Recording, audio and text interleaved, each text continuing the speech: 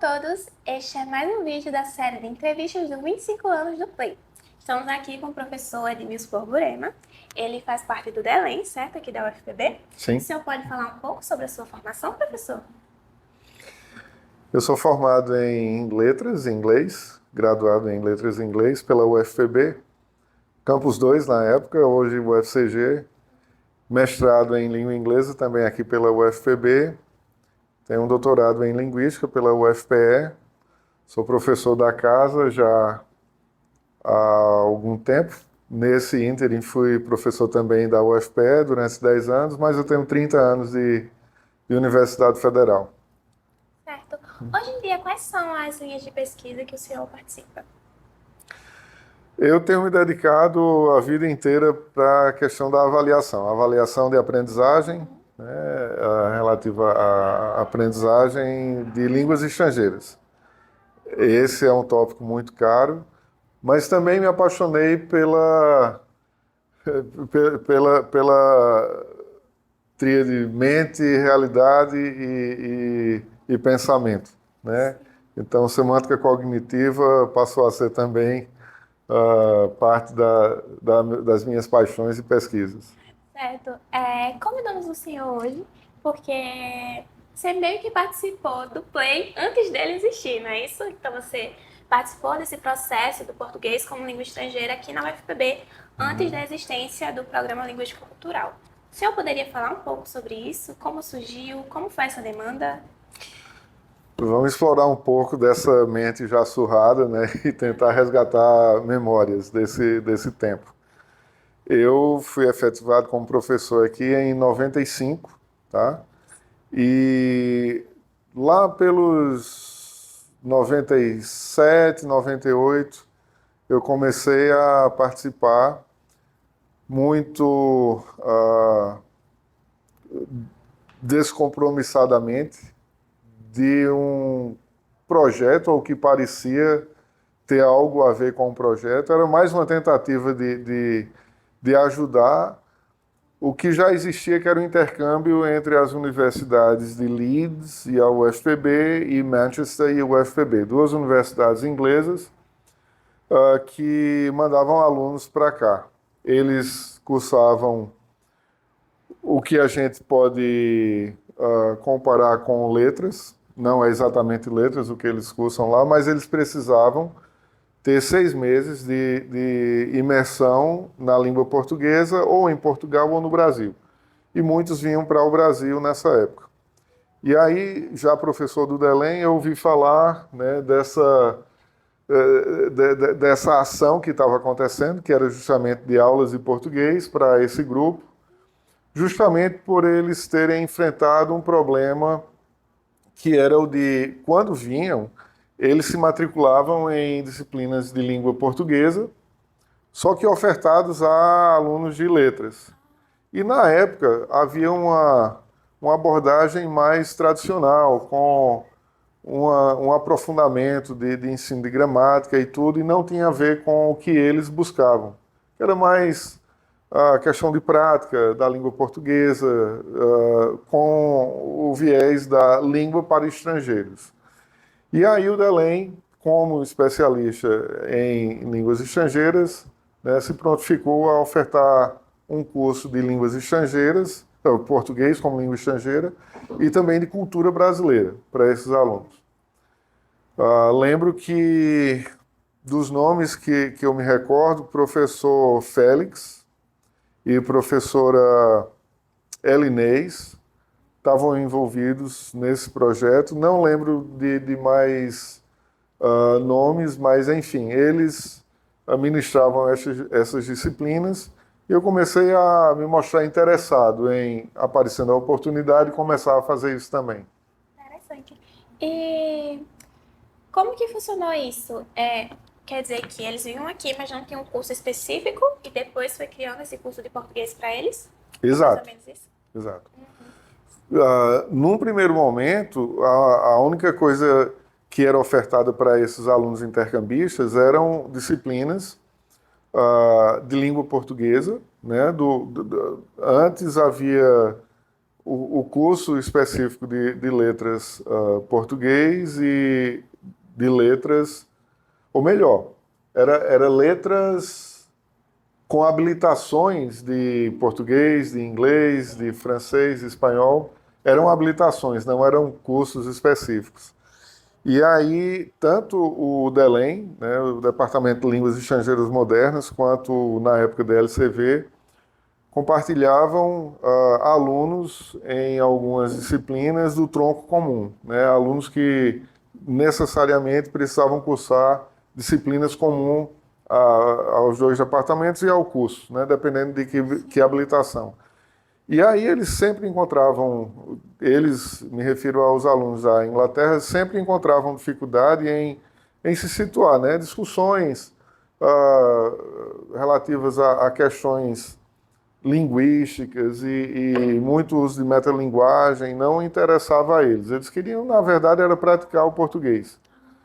E aí, não tendo um curso específico, o DELEM começou a desenhar esse curso nos moldes em que inglês era ofertado para os alunos da gente, em que francês ou espanhol eram ofertados. Acho que espanhol ainda somente como extensão, ainda não tínhamos o espanhol como uma habilitação, era francês e inglês. Mas, enfim, os livros de francês e os de inglês, adotados na época, foram, vamos dizer, quase que traduzidos Para o português, para o né? Foi português. Foi uma reformulado. troca, né, Que de interessante. língua para que esses alunos se sentissem contemplados, né? E a gente começou por aí. Certo, professor, me deu uma dúvida agora. Como era o nível desses alunos? Eles já pelo menos sabiam o básico do português? Ou tinha alunos que não sabiam mesmo? Como é que era? Os alunos ingleses, eles normalmente conseguiam se comunicar muito eficientemente, muito eficazmente e efetivamente, e às vezes até surpreendiam. Eu ainda hoje guardo redações que foram escritas por alunos daquela época, que eu uso como exemplo do que significa, né, mergulhar no aprendizado de uma língua estrangeira e mostrar para o pessoal aqui do que esse processo é capaz e como os alunos que estão aprendendo inglês, por exemplo, podem se beneficiar disso, né? Mostrando como eles, né, ingleses, conseguiam se comunicar tão bem em português. E a gente tinha, assim, alguma heterogeneidade na turma, alguns tinham mais facilidade, outros menos, por N questões, mas, enfim, via de regra, a gente tinha pessoas que tinham o que seria hoje dentro do quadro comum europeu de referência, o CERF, uh, ou melhor, CEFR, algo como B1 ou B2. Dificilmente chegavam alunos aqui no nível A1, A2. Eles já estavam muito bem, né? E eu acho que esses alunos só conseguiam fazer o estágio ou em Portugal ou no Brasil, né, depois de alcançar esse nível mínimo Sim, exigido. entendo. Foi a primeira experiência do senhor trabalhando com português como uma língua estrangeira? Sim. Ah, deixa eu ver, 96, não, minto. Eu tive uma experiência anterior a essa, quando eu vim morar em João Pessoa, sou de Campina Grande, e vim morar em João Pessoa em 92. Em 93, eu abri uma salinha onde eu dava aulas de inglês e conheci um pessoal de uma missão católica chamada Maryknoll, e tinham os missionários americanos que precisavam de aulas em português, mas não encontravam nenhum lugar em João Pessoa onde fazer isso. Eu não tinha nenhuma experiência, mas me dispus a ajudá-los. E pelo menos um ou dois deles me trouxeram material que usavam no curso em Brasília. Então, esses missionários, assim que chegavam no Brasil, faziam um curso de português de imersão durante um mês em Brasília e eram distribuídos nos lugares onde havia a missão no Brasil.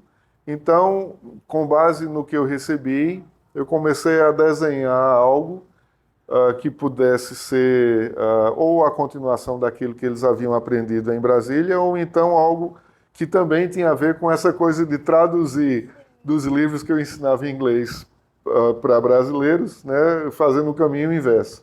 Eu vou fazer mais ou menos isso, mas eu acho que isso é o que todo mundo pensava naquele momento, porque era muito incipiente, o ensino de português praticamente era restrito a alguns centros de excelência no Brasil, e ninguém tinha experiência com isso, era Sim, tudo muito tudo novo, né? novo, né? Até hoje, pensando ainda, é muito novo. Sim. Até no nosso próprio curso, né? Tem uma disciplina que é optativa de português Uhum. para estrangeiros, mas não é algo que realmente é trabalhado no curso de letras aqui. Mas Exato. bem interessante. Eu gostaria de saber se teve alguma questão com aluno, alguma turma que marcou nessa sua trajetória de português como língua estrangeira. Sim, a gente teve a experiência de ter alunos tanto dessas duas universidades britânicas, como também, depois de um tempo, na época o professor Timothy Ireland era o assessor internacional e ele já pensava em abrir, né, essa possibilidade para a comunidade, para além das quatro paredes da universidade. E alguns estrangeiros que moravam em João Pessoa ficaram sabendo e se inscreveram. Eu cheguei a ter uma turma em que eu tinha alunos americanos, argentinos, ou pelo menos um americano, um argentino. Eu tinha uma aluna italiana, tinha também um aluno japonês e tinha mais um par de nacionalidades que eu não lembro agora. Mas essa turma mais especificamente foi uma que me marcou pelas discussões que a gente teve, né? A gente tinha gente da América Latina, tinha gente da Europa, tinha gente da América do Norte e da Europa tinha tanto do norte da Europa quanto do sul da Europa, além da Ásia, né, do Japão. Sim. E foi uma miscelânea muito gostosa de culturas e a gente aprendeu muito. Eu lembro de os alunos ingleses, que eram em maioria, quase sempre reclamarem muito de como as coisas funcionavam no Brasil, inclusive o início das aulas, né, que eram sempre atrasadas, porque a gente ficava Sim. esperando os alunos chegarem. E os do norte, bem norte, eram bem pontuais. Os mais ao sul, sul da Europa, né, a italiana, o argentino, eram menos pontuais. E isso irritava muito, né, os ingleses. E a gente discutiu muito sobre questões culturais e foi muito gostoso. Até que, numa discussão mais acalorada, a gente encerrou a aula e a italiana veio para mim e falou: professor, eu acho que, até porque eu mesmo me irritava com a falta de pontualidade, com algumas coisas, como funcionavam no Brasil, e ela disse que, sendo da Sicília, né, ela encontrava beleza em algumas coisas que a gente tomava como erradas, né? Ela disse, na Sicília a gente vive o atraso, né, assim, chegar atrasado a um compromisso, como algo natural e que é perfeitamente aceitável. A gente também estende roupas no varal na frente dos apartamentos e a gente acha isso bonito. Não tem por que se envergonhar disso. Para a gente é gostoso estender a roupa, às vezes vai de um lado para o outro da rua, e enquanto a gente faz isso, conversa com o vizinho. E eu só vim entender mais a beleza disso quando, morando em Freiburg, na Alemanha, por 2 meses, como aluno de alemão e tendo sido contemplado com uma bolsa do DAAD, eu vivi um choque cultural quando não tinha sequer contato visual. Os alemães são muito, ah, eu não diria tímidos, mas eles são muito reservados. Eles não gostam, ou aparentemente não gostam, nem de contato físico, nem sequer de contato visual. Olhar para um alemão, você caminhando no meio da rua, por mais do que uma fração de segundo, e às vezes até essa fração de segundo já pode ser entendido como uma invasão de privacidade. E esse ar latino que o sul da Europa tem e que a América Latina tem de tocar, de abraçar, de invadir, né, o espaço do outro, mas não é uma invasão agressiva, é uma demonstração de amor, de afeto, de carinho. Me fez entender o que aquela italiana me disse naquela aula, né? Foi um confronto realmente quase que entre norte e sul, entre a suposta frieza perdão, e o calor do sul, e isso eu acho que terminou enriquecendo a todos. Então, assim, sempre numa aula de português para estrangeiro, a gente conseguiu vivenciar as situações de forma muito proveitosa, de forma muito enriquecedora. Sim, é muito interessante essa pluralidade, né? E eu acho que a gente aprende muito com essa questão intercultural. Fazer com Uhum. que eles falem em português sobre a sua Sim. cultura e ter essas discussões é algo bem rico mesmo. Professor, Ah, queria saber também sobre essa questão das aulas, né? O senhor mencionou que tem outros professores também na graduação que davam aulas para esses alunos estrangeiros do intercâmbio. aham. Mas e os alunos da graduação participavam disso? Tinha algum projeto de extensão? Como é que era? Ainda não. Pelo menos até, creio que 98, 99, começou a surgir o interesse do DLCV, né, de professores do DLCV, que na verdade, creio que sempre questionaram a atuação do DELEM nesse Sim, processo, né? Português como língua estrangeira, o DELEM entendia, era uma responsabilidade do Departamento de Línguas Estrangeiras. Então, se português está sendo ensinado como língua estrangeira, seria do DELEM. O DLCV pensava diferente. Dizia, não, português como língua estrangeira é nosso, né? Nós somos os professores de português. Nós rebatíamos dizendo, sim, para brasileiro, não para estrangeiro.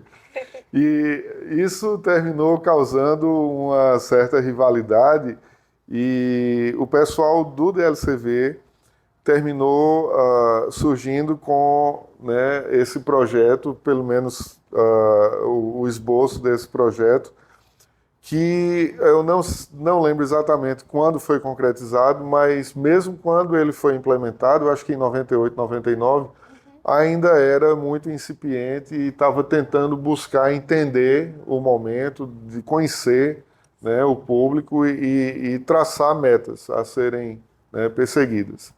Mas eu lembro de professor Isaías, eu acho que foi um dos com quem mais, pelo menos eu, tive contato. Possivelmente, professores Félix e Elinês tiveram contato com outros professores, outras professoras do DLCV. Mas eu acho que na época, Eleonor também foi uma que fez parte desse processo. Eu saí para qualificação, né, fazer meu doutorado em 2000, e no ano 2000 perdi o contato, não soube mais o que aconteceu, até voltar em 2004, e aí muita água já tinha rolado debaixo da ponte, mas o que eu lembro do processo de ensino de português como língua estrangeira na UFB foi de ter começado por aí, né? Com o envolvimento do DELEM, alguma participação também do DLCV, uma aparente disputa entre esses dois departamentos, né, reivindicando ou a sim. paternidade ou a legitimidade relativa ao ensino do português como língua estrangeira, mas eu acho que a assessoria sempre tentou ajudar a gente no sentido de dizer, vamos fazer o português como língua estrangeira grande. Aham. E quem quiser se envolve no projeto e só tem a ganhar com isso, né? A gente começou a buscar contato com outras instituições no exterior que pudessem ter interesse e Eu acho que já nos anos 2000, começo dos anos 2000, até talvez até final dos anos 90, a gente começou a ter essa possibilidade de mais do que somente alunos ingleses. E português como língua estrangeira começou a ter outras nacionalidades envolvidas, né, em relação ao corpo discente. E o corpo discente local de letras, pelo Play, começou a se envolver. Né? A gente começou a ter a participação de alunos de letras. Não lembro de alunos do DELEM, né, de línguas estrangeiras envolvidos. Foi muito mais algo que envolveu os alunos de letras português. Mas, como eu falei, eu fiquei, né, distante entre 2000 e 2004, até voltar. E depois disso, só voltei a me envolver com o, o ensino de português como língua estrangeira, porque entre 2004, quando eu voltei do doutorado, em 2007, eu prestei concurso para a UFPE e pedi vacância, fui trabalhar na UFPE. Então fiquei realmente bem distante da UFPB. Só tive essa experiência de 3, 4 anos, entre 2004 e 2007, e voltei novamente, né, o bom filho, a casa retorna, e em 2016 eu voltei ao UFPB e logo em seguida assumi a coordenação do Idiomas Sem Fronteiras, que em 17 passou por uma grande transformação. Transformação essa que podia incluir o ensino de língua portuguesa, né, como língua adicional, como língua estrangeira. E o que aconteceu? Nós tínhamos um núcleo. Na verdade, o Idioma Sem Fronteiras começou como Inglês Sem Fronteiras, que foi um projeto criado para auxiliar o Ciências Sem Fronteiras, né? E durante um tempo funcionou só com a língua inglesa. Pouco depois de eu assumir a coordenação, que era feita pela professora Mariana, a gente recebeu o comunicado do MEC dizendo que teríamos uma reforma e que nessa reforma passaríamos a trabalhar com outras línguas e possivelmente o português. Para que nós mantivéssemos a estrutura que foi criada aqui, que era uma das melhores do Brasil, diga-se de passagem, no Idioma Sem Fronteiras ou no Inglês Sem Fronteiras, trabalho excepcional feito pela professora Mariana, fez com que o núcleo de línguas da Paraíba, da UFPB, fosse bem grande. E só tinha como manter esse tamanho se incluíssemos, além do espanhol e do francês, que entravam no hall, também o português. E eu não contei conversa, eu digo, eu compro essa briga e eu quero português nessa história. Eu quero português, eu quero francês, eu quero espanhol e possivelmente o que vier, né, a reboque. Vamos ver se a gente consegue italiano, alemão. Durante um tempo o Delém teve alemão, mas depois perdeu e, enfim. Eu tinha interesse em fazer isso funcionar, porque também dentro desse bojo tinha a ideia de ajudar a instituição na internacionalização. Internacionalização, diga-se de passagem, de mão dupla. Não é só sair daqui para universidades do exterior, era tentar trazer alunos de fora, né, para o UFPB e dar o suporte, né, mediados pelo ensino do português como língua adicional para esses alunos. A gente já tinha, na verdade, né, o PEC-G e o PEC, alunos, né, de intercâmbios das federais com universidades africanas ou países africanos que traziam alunos do PEC-G para cá. Eu não trabalhei com alunos do PEC-G durante esse tempo em que eu atuei, ou como professor de língua portuguesa para estrangeiros no DELEM, ou cultura brasileira para estrangeiros, até a existência do Play, não me recordo de ter alunos do PEC-G aqui. Foi justo quando eu saí que o PEC-G passou a fazer parte do projeto, assim como o CELP Brás, né? Então, quando eu voltei, já tinha o CELP Brás, e foi uma condição do Idioma Sem Fronteiras funcionar, não só ter o português, mas já ser um centro de excelência reconhecido na aplicação do CELPE-BRAS, coisa que o Play, né, permitiu ao UFPB Sim. ser. Professor, muito obrigada. Foi muito interessante saber dessa história de como o português como língua adicional iniciou aqui na UFPB. Agradeço muito pelo aceite de fazer parte dessa entrevista.